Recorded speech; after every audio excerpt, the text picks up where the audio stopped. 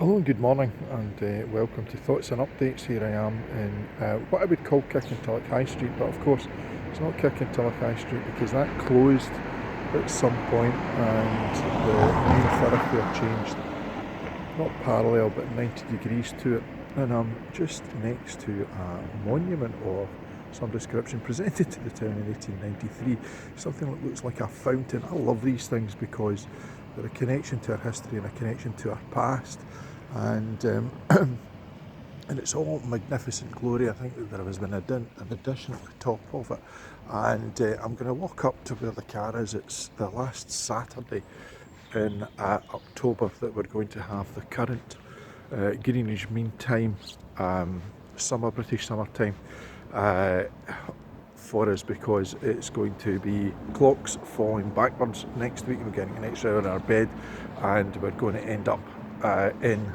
winter time, which I can't wait for because I prefer winter to summer. So as it is very early in the morning, we have of course the Greggs open and started to make their wonderful pastries that many of us like to eat during the course of every particular day. So this week has been a week I've been on holiday from my normal work, which is been a period in time of reflection, and I normally take these times as reflective times, and particularly when it comes to whatever I've been watching, which I'm listening to, and so on. And of course, there are two major things that have come to an end recently on the television, which I had previously well enjoyed. Celebrity MasterChef, I think, has been one of the best I've seen for a while, and the reason for it is, for me, quite perhaps unusual. And one of the reasons is that at the very beginning, Neil Razor Ruddock, the former Liverpool hard man, was going into the former Celebrity MasterChef contestants, and there was Ryan Clark, who's just taken over Supermarket Sweep, and what he did was he gave him a big sloppy kiss. Nothing abnormal, nothing unnatural about it. Two men, one a hard man of football, the other the very, very camp, married to a lovely man, Ryan Clark, who had this exchange that just was so incredibly natural and normal. And I thought, that's just fantastic, because it was. So I'm going to miss that, because I thought it was a particularly good series this year, won by Greg Rutherford. Oh, sorry, that's a spoiler. Also came to an end was Elementary, which was a particularly interesting take with Johnny Lee Miller on Sherlock Holmes, and they finished it in, I thought, a fantastic way, which is taking it way back almost to the beginning of the whole story, allowing them to go back should they ever wish to. In terms of what the worst endings ever were, probably for me was the sort of comic crime caper Castle, where the two principal actors were very much at each other's throats during the majority of the time, Nathan Fillion being one of them, Stanja Katic being the other, and they played the two who eventually get married, which must have been incredibly awkward. But they finished the series before finishing the filming. Sorry, after they'd finished their filming, so they had to go back and refilm an ending, which was like a fantasy sequence of them having children and being exceptionally happy, which in a sense was incredibly ironic given the reason for the series to come to an end, which was that Stanja Katic had been basically dumped, and they couldn't guarantee the other stars the work. So, period of reflection also. MasterChef brings me on, going backwards a little bit, to what I've decided to do, or what I've done this weekend with my youngest daughter. Way back when, I lived in Ayr, and it was Kieran, Neve and I regularly in the house. What I used to do was, in the morning, I would take something out of the freezer, stick it next to the fridge, let it defrost, and my kids would come in at night, and before I did, and their job was to find a recipe for it, which is why we've ended up with a recipe for Chinese pork, which every place that my son goes to, Kieran, he will cook when he's there, because it reminds him of home. So I've not done that with the freezer today or yesterday. What I've done is we've gone through, we've raided the cupboards and we've found ingredients that haven't been used for a wee while so that we can find recipes. So Keris and I have gone and found recipes for golden linseed, chestnut puree, I'm going to forget them now, tins of sweet corn, and there's another one which will come to me in a minute. So today is going to be all about turning those into something that people are going to eat, couscous. So maybe next week I'll tell you what we've done. Maybe during the week I'll put it up on Facebook, I don't know. But as a way of ensuring that we have a communication and an opportunity to work together and so on, food has always been something that my children and I have really enjoyed, or they've just had to put up with it because I enjoy it. So today is going to be all about the baking and all about the making, something out of the stuff that we have discovered lurking in the cupboards. Also, last night I watched the boxing. Matchroom once again demonstrating a really good stable of fighters. They've got fighters there who have depth. It was a redemptive night, hopefully they thought, for Ted Cheeseman and for Lewis Ritson. It was the domestic bill. There wasn't anything sort of world-shatteringly important, although the Ritson fight against Robbie Davis Jr. was an eliminator for some version of the world title, but knowing the way that these things work, they probably wait several months, if not years, to find out whether or not they're going to actually get a world title shot. It was a good night of boxing. Savannah Marshall, devastating. It was her 9th pro fight and her first time 10 years away from her home crowd back to fight. There was a draw. Usyk was in battle for the British title, and it ended up being a draw. It was an eliminator for the British title, sorry, and it ended up being a draw, which was interesting. Also, Cheeseman lost, which was, for me, unsurprising. I thought Fitzgerald beat him. I know that some people thought, like Eddie Hearn thought, that Cheeseman had done enough in 9 rounds.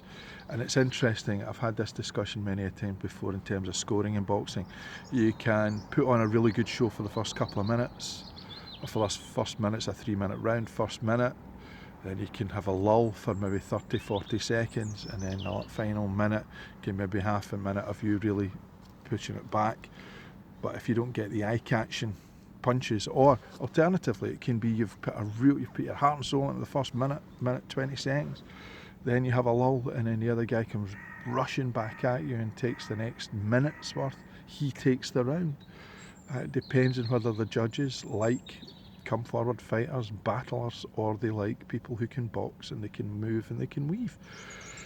And last night it was clear that Fitzgerald's ability to come forward and to box and to battle was liked more than Cheeseman's prancing about and doing what he did in terms of boxing, which was completely contrary to his usual style and had been working up until the point he abandoned it and he started the battle, and that's when Fitzgerald took the points, took the rounds. So that was a fascinating boxing nuts fight, because we are able to discuss all this and go into great detail. The Lewis Ritson fight against Robbie Davis Jr. was a battle. What an absolute battle. Ritson demonstrated he can take a punch, he can stand and trade, he can box, and I had him winning by at least 2, if not 3 rounds by the end of the fight. Robbie Davis Jr., I think 2 judges had it by 5, one had it by 4, and one had it by 3. It was relatively clear who won, and for me it was relatively clear. So in the boxing as well, it's also been a tough week for boxing, because during the week we've lost Scotland's Cutsman, and we've also lost boxer Patrick Day now.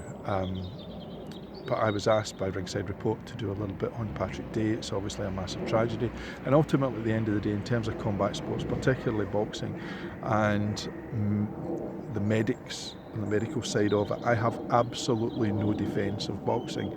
I'm not going to sit here and trade any kind of argument with anyone who has a medical reason as to why boxing should be banned. I don't have any.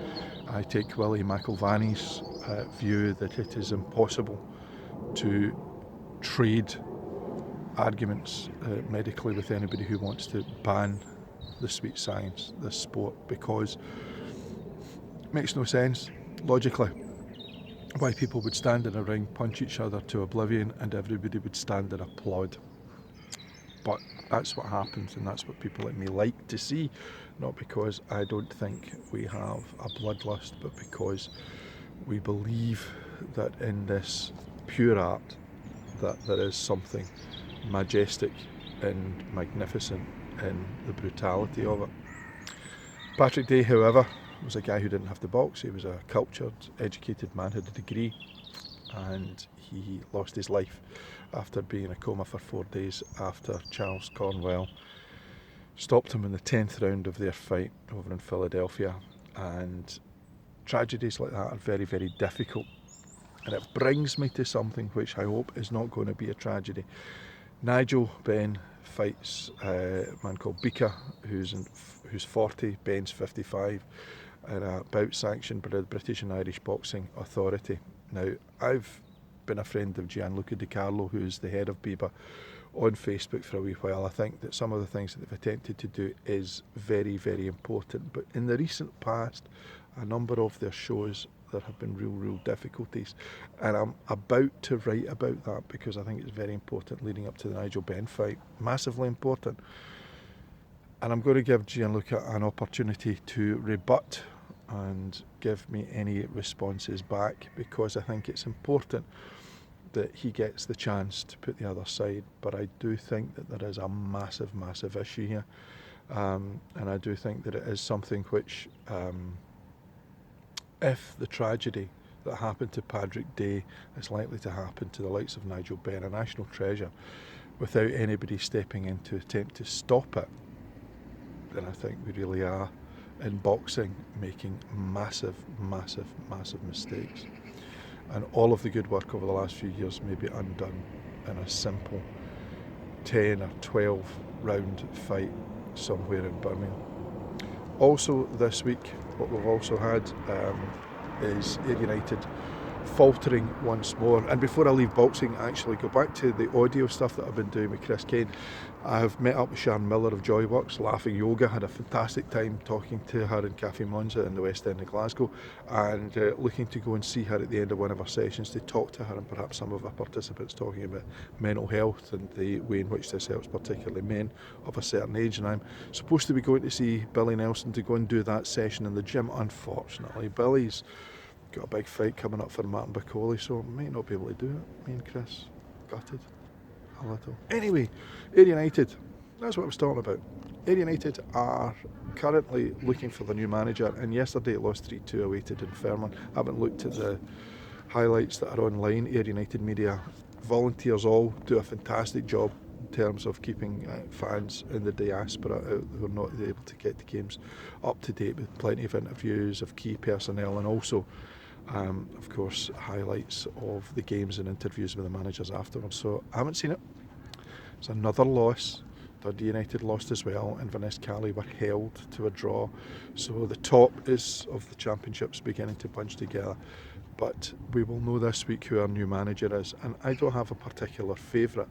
Sandy Stewart, I think, has had a difficult time as the caretaker manager since Ian McCall left.